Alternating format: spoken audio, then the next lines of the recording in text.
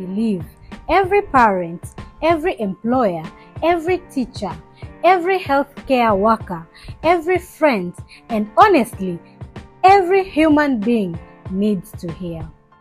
Imagine trying to climb a mountain carrying one backpack. Now imagine someone keeps adding another backpack and another one and another one. Eventually, you become exhausted. Can you hear the difference?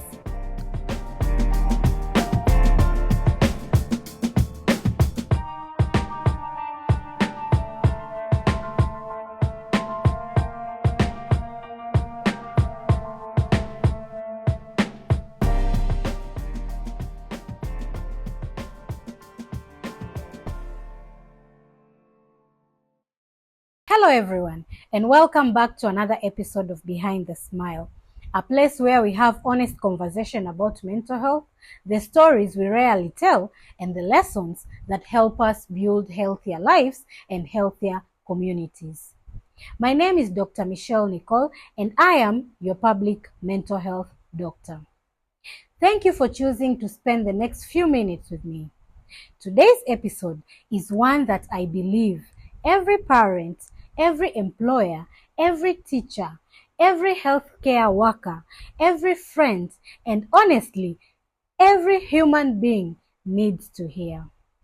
Because sometimes the greatest barrier to someone's recovery isn't the illness, it's how the people around them begin to see them. Imagine this. A young woman walks into work. She's always been the one who volunteers to help. She remembers everyone's birthday. She makes everyone laugh. People describe her as reliable, creative, and brilliant. Then one day, she experiences a severe episode of depression. She takes time away to recover. Eventually, she returns. But something has changed.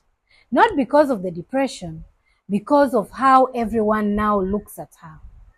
Suddenly, every quiet moment becomes, is she okay? Every mistake becomes, I think it's because of her mental health. She stops being invited to lead projects. People begin making decisions for her. They speak about her instead of speaking with her.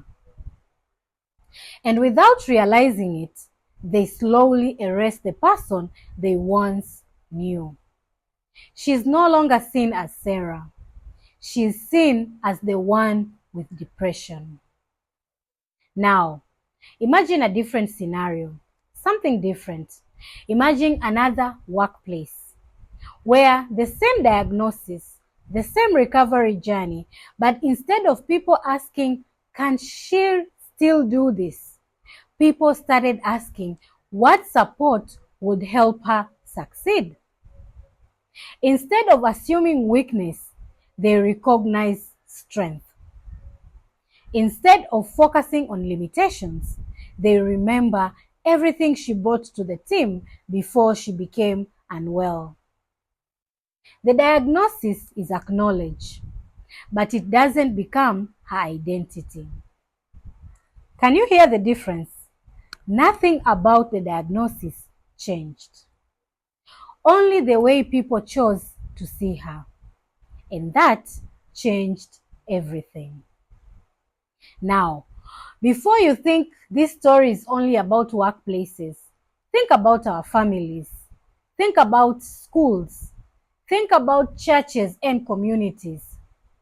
How often do we unknowingly replace someone's name with their struggle? The alcoholic, the drug addict, the schizophrenic, the difficult child, the mentally ill woman, the crazy neighbor. Labels are convenient, but they are also dangerous because labels stop us from being curious. Many of us genuinely care. We are not trying to hurt anyone, but we have inherited a belief that if someone develops a mental health condition, their illness becomes the most important thing about them. It doesn't. A diagnosis explains a health condition. It does not explain a person's identity. People are still parents. They are still leaders, artists, students, entrepreneurs. They are still dreamers. They are still people who deserve dignity. And here is something interesting. Research consistently shows that recovery isn't determined by medication or therapy. Recovery is also influenced by relationships, hope, meaning, belonging, opportunity, being trusted again, being included again, being treated as capable again. Imagine if every conversation about mental health started with this question: who is this person, before we ask what is wrong with them? That simple shift changes everything. Because when people feel seen beyond their struggles, they often begin believing in themselves again. And sometimes that's where healing quietly begins. Here is what many people never see. When someone develops anxiety, depression, bipolar disorder, schizophrenia, or another mental health condition, they are already carrying the weight of the illness. But then society adds just another weight: judgment, fear, assumptions, low expectations, silence, exclusion. Imagine trying to climb a mountain carrying one backpack. Now imagine someone keeps adding another backpack and another one and another one. Eventually, you become exhausted. Not only because of the mountain, but because of everything people have added to your journey. That's exactly what stigma does. It doesn't only hurt feelings, it delays treatment. It discourages people from speaking. It isolates families. It also creates shame. Sometimes people don't hide because they are ashamed of their illness. They hide because they are afraid of losing relationships, losing employment, losing opportunities, losing respect. This is why we need something deeper than awareness. We need environments where people feel safe to ask for help early. We need families that ask questions before making assumptions.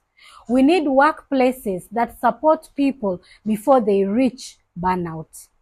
We also need schools that recognize children as children, not problems waiting to be managed. Mental well-being doesn't grow by accident. It grows where healthy conversations, supportive relationships, clear routines, compassion, and access to care become part of everyday life. Those aren't occasional acts of kindness. They are systems, and healthy systems make recovery more likely. I would like to leave you with a challenge. This week, notice how you describe people. Do you introduce them by their diagnosis or by their humanity? Instead of saying she is schizophrenic, try saying she's living with schizophrenia. Instead of saying he's mentally ill, try and say he's a father who is receiving treatment for a mental health condition. Words matter because words shape attitudes. Attitudes shape behavior, and behavior shapes lives. You don't have to be a psychiatrist to make a difference. You don't have to be a psychologist. You don't have to be a mental health professional either. You simply have to remember something beautifully simple. Every diagnosis has a human being behind it. Every struggle has a story. Every person deserves dignity.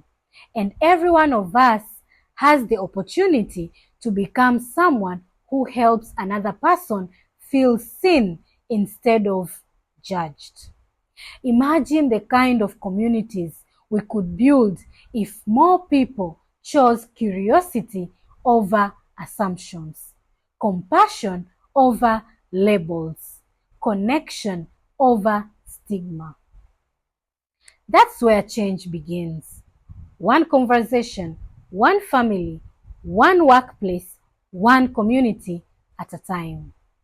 Thank you so much for spending this time with me today. If today's conversation challenged your thinking, drop a comment and share this episode with someone who needs to hear it.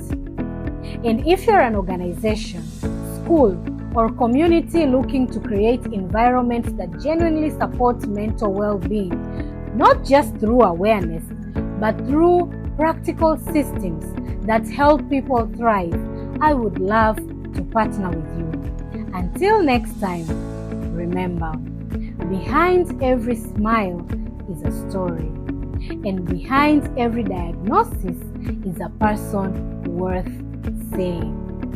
Take care of yourselves and take care of one another.